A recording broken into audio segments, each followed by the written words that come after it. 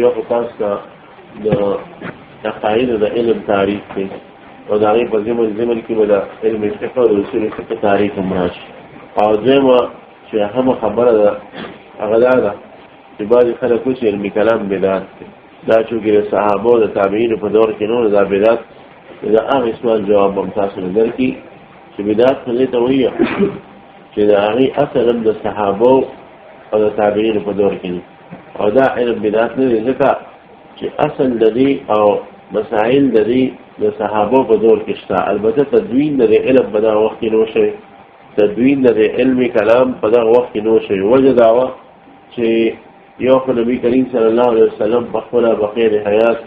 او د نبی علیه السلام د صحبت د برکت په وجه باندې د خلکو عقاید صفا و، مناقشات نو، سوالونه جوابونه نو، او په چا د مشوبه رامله د نبی علیه السلام د صحبت د برکت په وجه مشوبه حل شو. او دغه رنګې وقایع او نوازل نوې نوې مسلې دی. او دغه شان د صحابو په دور کې دا خبره وه چې تدوین د علم کلام نو شوی. دغه رنګې د علم فقه تدوین هم وجه دا و چې طلب او صغار صحابو د څه مسله مختلف فیها راغله، د کبار صحابو موجود، هغې ته به فورا رجوع وکړه. فقها صحابو موجود، عبدالله بن مسعود صاحب و علي و عبدالله بن عباس صاحب و عبدالله بن عمر صاحب، دا فقها صحابه موجود. زید بن ثابت، حضرت عائشہ رضی اللہ تعالی عنہ، صحابه مجھ بکو مثلا اختلاف راغی هغې به نو حل کولی، نو عائشې صاحب ته رجوع. خاص کر هغه مسائل چې هغه د دلیلو ضرورياتو سره متعلق وي، نو هغې کې به عائشې صاحب ته رجوع کول. او د عائشې رضی الله تعالی عنها خپل اجتهاداتو باقیله د دې په دغه اجتهاداتو باندې علامه زرکشي کتاب لیکلی الاجابه فيما استدرکته عائشه على الصحابه، دا جز نوم دی. او څلوېښت مسلې ښولې دي چې صحابه په هغې کې په خطا باندې او سهوه د شوي وه، او عایشې صاحب هغې تصویب وکړو. عایشې ورته ووایي رضی الله عنها چې دا داسې نه ده داسې. نو بیا په هغې باندې زیول لیکلي شوي دي. حافظ سیوطي په ذیل لیکلی الاصابه فی ذیل الاجابه، په هغې کې نور داسې مسلې روښتې دي چې هغه د عایشې صاحب په اجتهاداتو مبني. دا کبار صحابه موجود و، دي د صحبت برکاتو د صغارو به فورا چې مثلا علی اختلاف براغی د دوی ته به رجوع کړه، مسله به فورا حل شو. حدرم خلک نو پیدا شوی. بیا وروسته چې کوم دی حدرم خلک پیدا شو، او دا حدرم خلکو د وجې چې کوم دی بیا د علومو تدوین شو. نو علمي کلام ته قطعا په دې حوالې سره بدعت نه شي ویلی چې دا د صحابو په وخت کې نو نه. او وخت کې د دې اصل خو مسایل خو د دې وو، لیکن مدون شوي نو، مؤلف و مرکب شوي نو د علمي کلام دا مسایل په یو ځای. او د هغې وجې نه ضرورت یې نو، او وروسته چې کله ضرورت راغی اهل بدعت ډېر شو، مسایل ډېر شو، بیا وروسته د علم تدوین شو. دا خبره د فقه متعلق هم د کړې ده چې فقه کې هم دا حل دی چې دې ته بدعت نه شي ویل. وایي د نن زمانه ملا مذهبیو باندې رد دی چې فقه بدعت نه. د صحابو په وخت کې د فقه استنباطات او د فقه ضرورت او معاشرت کې به د فقه په مسایل عمل کېدو. وقایع او نوازل نوي نوي نور راغلي، نوي نوي مسایل کثرت سره مخې ته نور راغلي، د تدوین د علم فقه نور شوي. او وروسته د تابعینو دغه خلکو په دور کې تابعینو په دور کې کله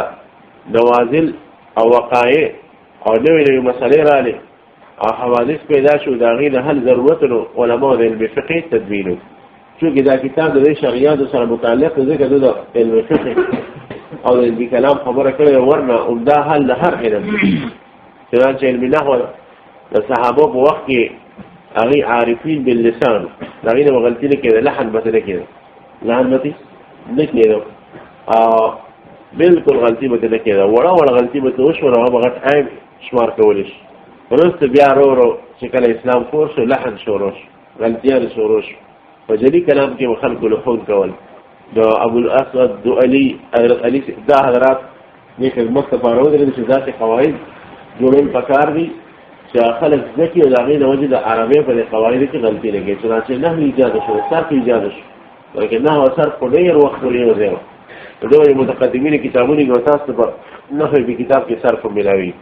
چنانچه کتاب یې سروي چې تاسو راواخلئ، نو په هغې کې نحو هم ده او صرف هم ده. وروسته ابو عثمان المازني دا اول کس دی، د میرني استاد، د مبرد استاد، مبرد دا لفظ مبرد نه دی، مبرد دی. د دې دیو کتاب لیکل الکامل سنومه ابن خلدون لیکي چې د لغت دواوین چې دي څلور دي، د ادب عربی دواوین څلور دي او اصول څلور دي. چې دا څلور اصول حاصل کړو په دې علم راوسترو دوی دی د علم عربی ماهر شي. هغه یو کتاب الکامل المبرد دی، دیم البیان والتبین د جاهز دی. دا لفظ تبیین نه لخوا د کتاب د فاصل تبیین لیکل کتل نه چلتا البیان والتبین ها د جاهز څلور دی لګي. دا ډېر بهترین کتاب. علامه شبیب نواری صاحب رحمه الله باندې ته د نثر حماسه وي، یو ستاسو نثر حماسه وایي کنه، دې د نثري حماسه ورته ډېر مفید خبرې وي. دریم چې دی دا د دیوان عرب دی د خلدون وي. او دریم چې دی هغه کتاب الامانی د ابو ولي القالي، الامانی د ابو ولي القالي، او په دې باندې بیا د زیول لیکلی نو کتاب النوادر د دې ځل په دې باندې بیا علامه بکری شرح لیکلی الحمدلله ټول ما سره شته. او څلورم کتاب چې دی د لغت په اصولو کې نو هغه ادب الکاتب دی ابن قتیبه.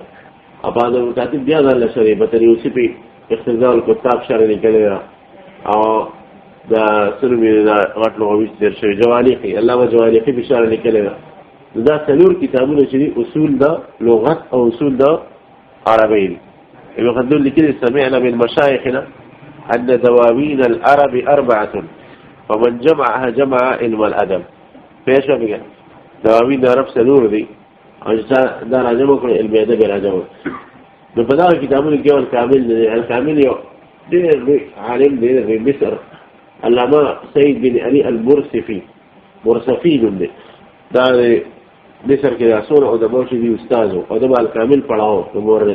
درس به پڑھاو. دې شرح لیکلی رغبة العامل الكتاب الكامل. رغبة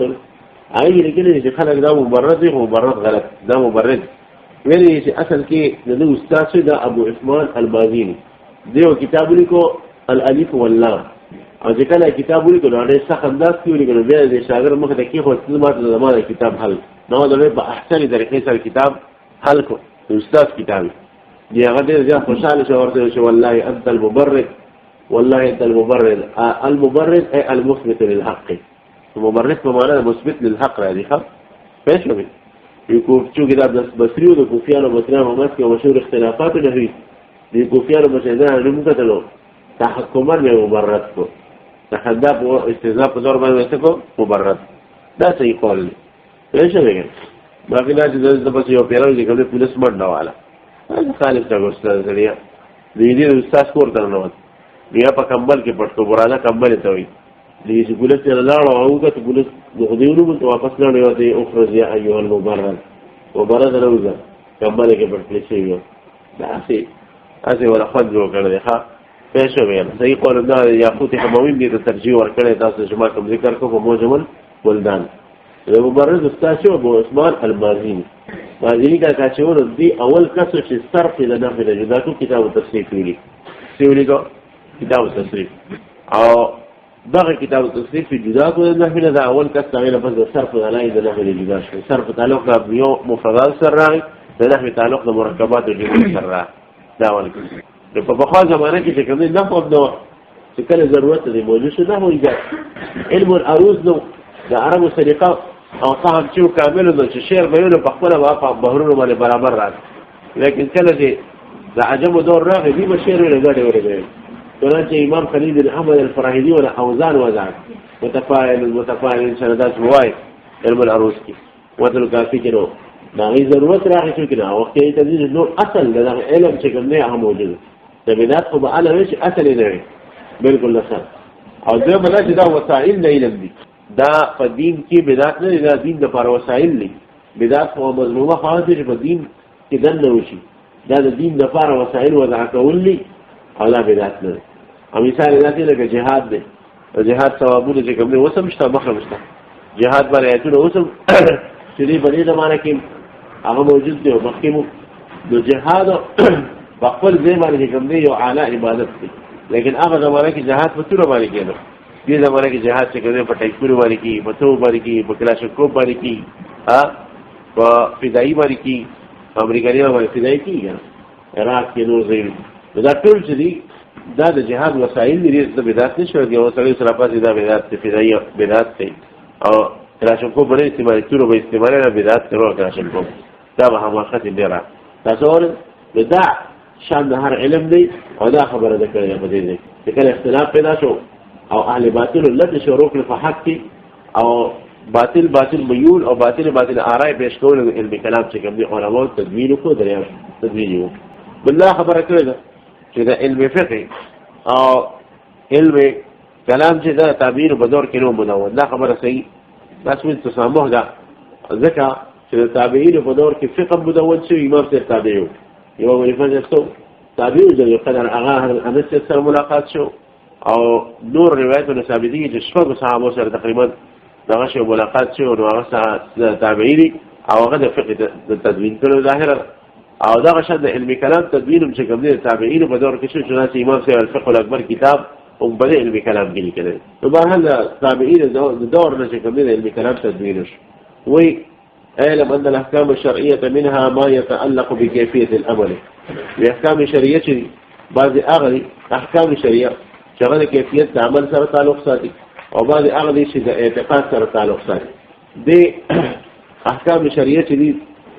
دا بعض د کیفیت عمل سره تعلق ساتي او چې کوم د کیفیت عمل سره تعلق ساتي کوم احکام شرعي د ورسته دی وي فقه وي او بعض احکام شرعي چې د اعتقاد سره تعلق ساتي نو هغه ته بیا علم کلام ویل شي اوس فقه خو ذاتي د احکام شرعيه دي ځکه دا شریعت ته ثابت دي فقه مسائل د قرآن او سنت ته ثابت دي دا احکام شرعي دي لیکن علم کلام ته څنګه علم کلام مسائل د احکام شرعيه څنګه وي ځکه چې علم کلام اکثر مسائل خو د عقل نه ثابتېږي او د شریعت بنیاد هغه باندې د شریعت لپاره هغه څه دی اصل بنیاد د شریعت لپاره د کتاب او سنت بنیاد هغه باندې یعنی دا ولا اصل دی او کتاب او سنت هغه باندې ولال ځکه چې تحریم مثلا د هغه ذخره وجود د قرآن نشي ثابت دی که قرآن نه مري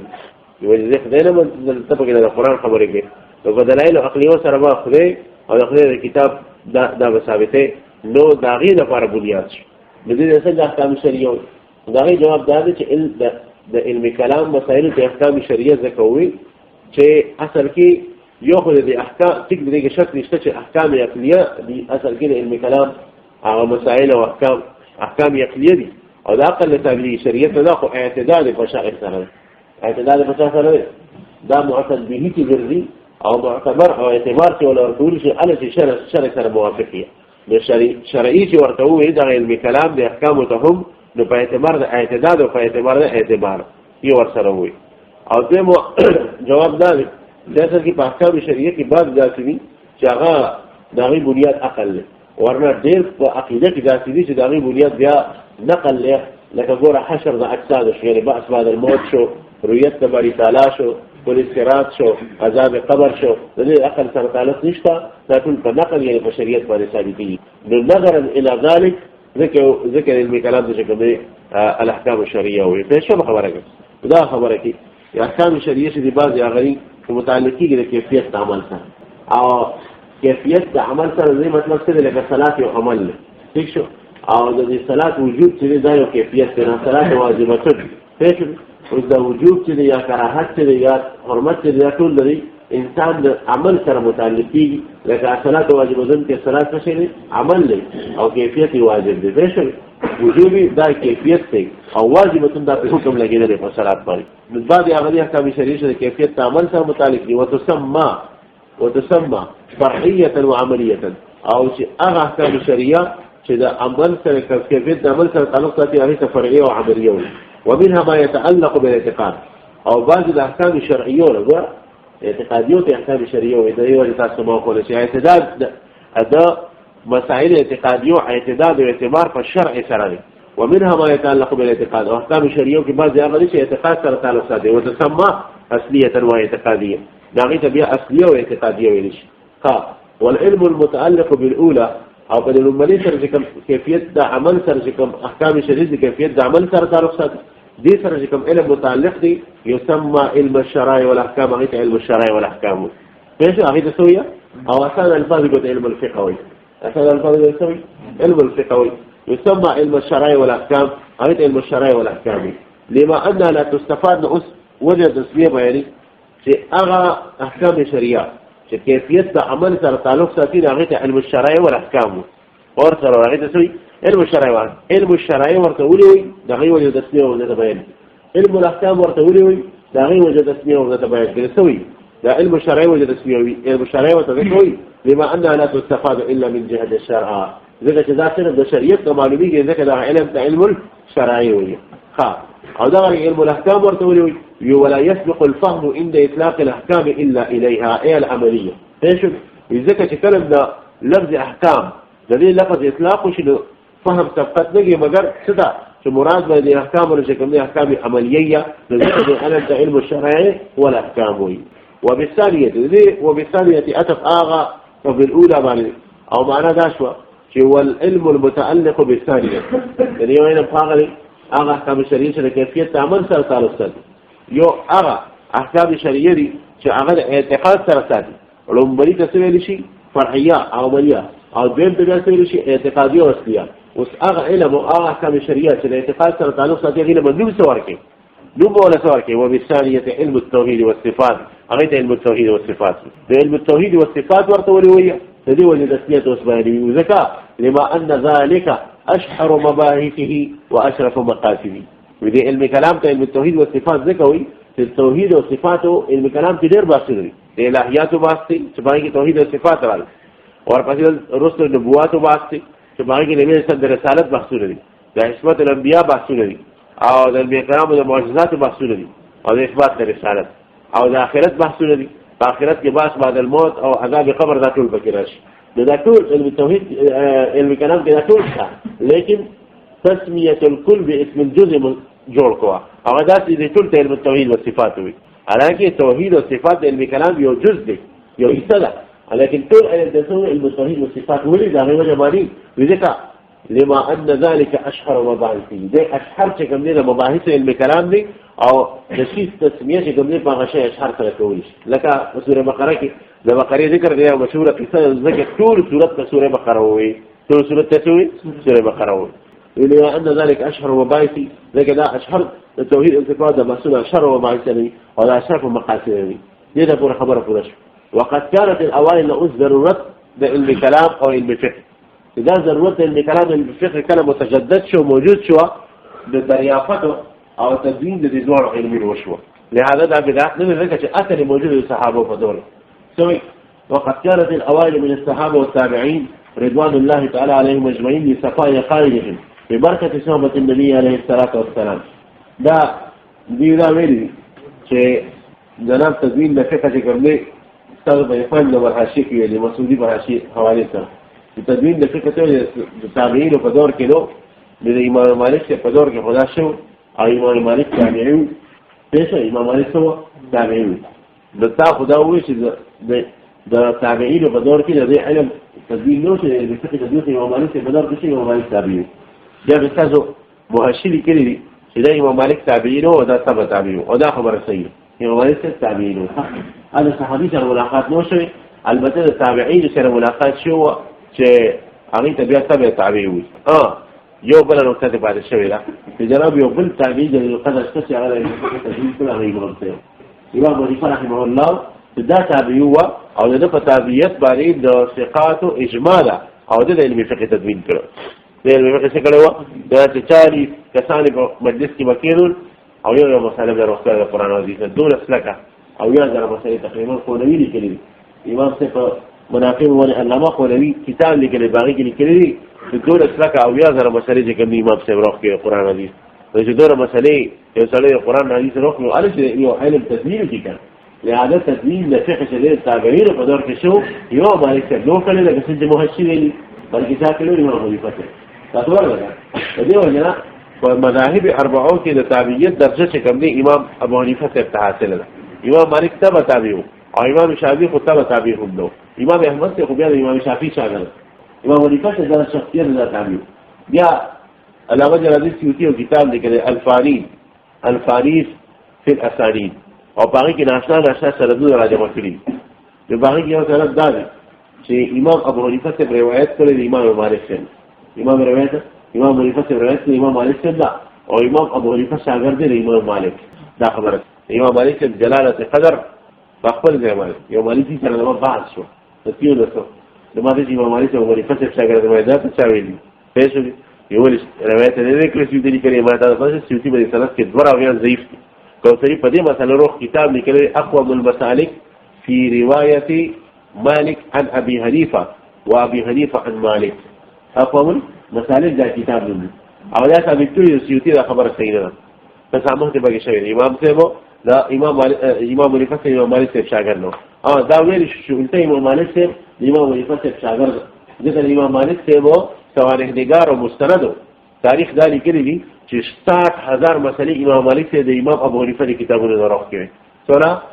60000 یو سړی 60000 مسلې چې کتابونو دروغ کوي هغه شاګرد دی تاسو وایي شاګرد دی کنه انا هغه دا فخر غني دی د استاد فخر غني دی هغه چې کوي استاد چې شاګرد جوړ 60000 مسلې نو او امام صاحب شارب داسي امام صاحب شاده چې کوم څه خبر نوخه خلافات به سره کول دغه کثیر د ربانه مخابره کوي على كل حال الإمام منفصل برهان تدوين دقيق كلام وتعبير بدوري وقد كانت الأوائل من الصحابة والتابعين رضوان الله تعالى عليهم أجمعين أوائل شيء لك الصحابة من بيانية صحابة وتابعين شيء الله يدين العليش لصفاء قائم ببركة صحبة النبي صلى الله عليه وسلم دي أقيدين صفاء والد وجد النبي عليه السلام صحبت بركته وجد وقرب الأهل لزمانه وبيان دي زمانه النبي عليه السلام سره نزيوه او بل خبر دا ولې کله دا وجه تبعیدی چې دی په زمانه کې د ډول علم او تدوین ولې نو شوی د لکه دوه د نور ضرورت هم او ضرورت د تدوین مگر دي حاصل له فسوى جمالي بركه صحبه النبي وقرب الاهل بزمانه ولقله الوقائع والاختلافات فدي وجه وتمكنه من المراجعه التي تقدم متمكن دي ودي خبره باندې چې کله به ضرورت هغه د صغار او کبار د شکل نسو مراجعه دا ټول ذکرت لپاره اسم شو او خبر مستغنين عن تدوين العلمين دي مستغني وذ علم فقه او دا غني د علم كلام د تدوين دا وترتيبه ابوابا وفصولا وتقرير مقاصده فروعا واصولا دې خبره پوره شو وکړه تدوين شو الى ان حدثت الفتن بين المسلمين والبغي على ائمه الدين يوقف فتنه المسلمانين په ماسك پیدا شو او چې کوم د دین ائمه او صالح خلقو او عادل چې کوم خلفاء او هغه خلاف باوتل شروع شو وظهر اختلاف جراجي هذا الحديث خلاف لا خوارج سلسله شروع بغاوت او قربت خبر راوالش وظهر اختلاف الاراء او اختلاف الاراء بين الاشخاص ما طول تاريخ ویل فيشن والبين الى البدع والاهواء او بدعات او اهواء د کوم ما شروع وكثرت الفتاوى والواقعات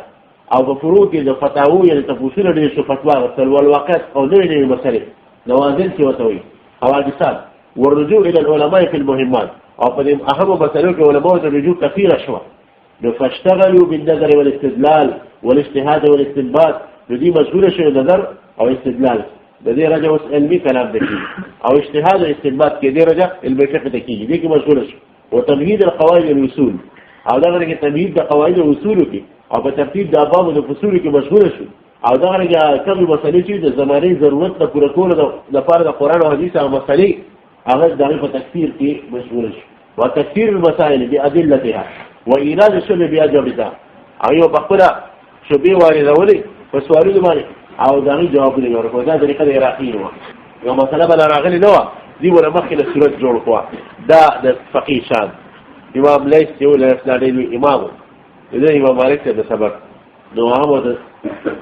مسله خو دا مسله داسې بلکې چې دا چل شو دا ورته دې مسله کې داسې جوړ شي دا څل قرانه دې شو بیا نه جواب دی جواب نو یو مالک ته ورته دا خبره ده چې لا مسله راغلي دي تاسو مکو چې راشي ګورو واسه بیا به تاسو کو طالب یو خپل رګي بیا به تاسو کې وستاجي خو چې دا مسله خوشتره کو دا چې دا مسله راشي بیا به دې جواب دا ورته دا چې کارو کې ستا څنګه د نشم ختمه الله بشي راخته عراقي محمد موجود عراقي محمد موجود دی ابو یوسف موجود دي ستاره د سوالونو جوابونه غوښتل سره چې امام لیث عراق ته لاړ لیث بن سعد او دا غیر سبقونه وي او هغه جامع شو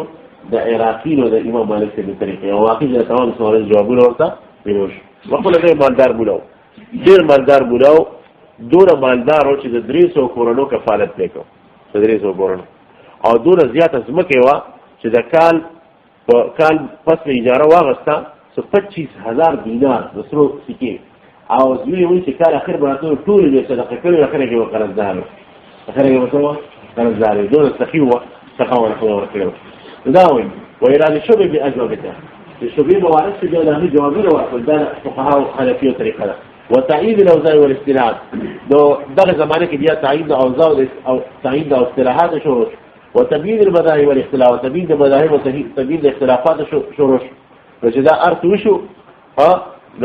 جدا علمون شو وسموا ما يفيد معرفة الأحكام العملية عن أدلة التفصيلية بالفعل چنانچه دي نمكي خدا اغا معرفت احکام عملیو لر اغا احکام عملیه اغا معرفت احکام عملیو چې دا غي معرفت کی دا دلو تفصیلیو دا ان متعلق د معرفت سره ده چې دا غي دا معرفت کی دا احکام عملیو چې دا دلو تفصیلیو نه د دې د فقې کې خو د دې ان ادله تعلق ول احکام سره ولا ولا لان الفقه واقع عامل مولي خاطر مثال وري دغه چې عامل مو اغا احکام عملیه پیژني کبه احکام عملیه سره مثلا بسي د قران او سنت غلط تعلق ده ان راولي معرفت سره یو فقيه به هغه تویل شي چې څوک معرفت په خپل حاصل کې د احکام عملیو سره تدل لون ايش بیا دا شان د ثانيه د فقيه د مجتهد دي د تعلق به ان راولي سره معرفت ځان وسبب ما يفيد معرفه الاحكام الادله التفصيليه بالفقه چنانچه معرفت د احکام عملیو د ادله تفصیلیو د فقه نمبر او معرفت احوال د ادله اجمالا چې دا ادله چې دي مجمله دا فائده ورکړي د احکام دينا نمتي قوانين اصول الفقه يعني احكام ادله وقواعد مجمله في جندل چې دا غیره موږ احکام رو بس او هغه څه شي لك الامر للوجود ده فقهاء الاصول چې کوم دی قاعده اصول الفقه ولا قاعده ده الامر للوجود وده مجمله قاعده وده قواعد في جندل او والنهي للحرمه ده عشان ده قواعد في جندل ده في جندل داسي او د دې چې کوم نه بیا د مسائل روکل احکام روکل د اصول الفقه وظیفه ده دغه علم د اصول کې خو علم اصول الفقه ولا کې خو مراد د دې کبریات کی صغریات نه دي مراد دې څه بکم هر فرق چې کوم دی هغه قواعد کلیه چې هغه کبرا جوړیږي صغرا نه جوړیږي ان شاء الله دې بیان تفصیلی روان دی په توضیح کوي ښه ال د بل کو بجل باندې پیش وتسمى فيها اخا لو يسوي د دې پر خبره پوره شو ها وسموا ما يفيد معرفة العقائد على أدلتها التفصيلية بالكلام أو أغا شيء فائدة وركي بمعرفة العقائد أدلة تفصيلية ودغ إلى من نمسك يأخذه فكلام سر لأس فكلام سر ويوري نمسك يأخذ لأن عنوان مباحثه كان قولهم الكلام في كذا وكذا فدي وجه تسمية علم كلام شروكيش علم كلام علم كلام ولوي ووجه تقريبا دي ما يريد انتخاب لذي بربس